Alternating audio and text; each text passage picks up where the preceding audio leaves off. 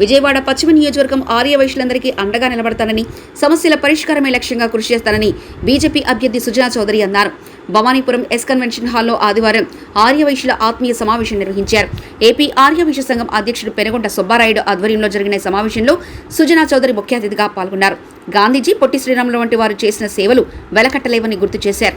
వాణిజ్య వ్యాప్తంగా వాణిజ్య కేంద్రంగా ఉన్న విజయవాడలో ఆర్యవైశ్యుల సమస్యలు నేటికి అపరిష్కృతంగా ఉన్నాయని, పరిష్కారానికి సహకరిస్తానని హామీ ఇచ్చారు. ఏపీ ఆర్యవైశ్య సంఘం మద్దతు ప్రకటించడం సంతోషంగా ఉందని, తనపై నమ్మకం ఉంచి మద్దతు తెలుపుతున్న వారి నమ్మకాన్ని వమ్ము చేయబోమని హామీ ఇచ్చారు.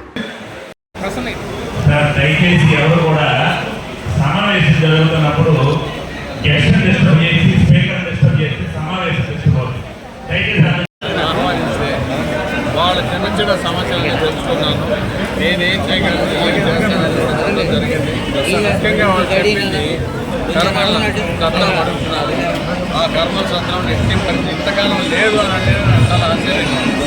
కాబట్టి కర్మల సత్రము చేయాలి, కమ్యూనిటీ హౌస్ పశ్చిమ నియోజకవర్గానికి కావాల్సిన మౌలిక సదుపాయాలన్నీ కూడా బాగా చేయించే విధంగా వాళ్ళని కూడా సహకారం కోరాను. వాళ్ళు సహకరిస్తే నేను ఎమ్మెల్యేగా చేసిన తర్వాత అనేక సార్లు చేయొచ్చు, ఎమ్మెల్యే అంటే ఇలా ఉండాలి అనే విధంగా చేయొచ్చు.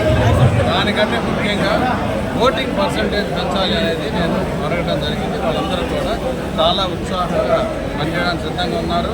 ఇంకో మాటలు చెప్పాలంటే బ్రహ్మరథం పడతా ఉన్నారు. Okay, right.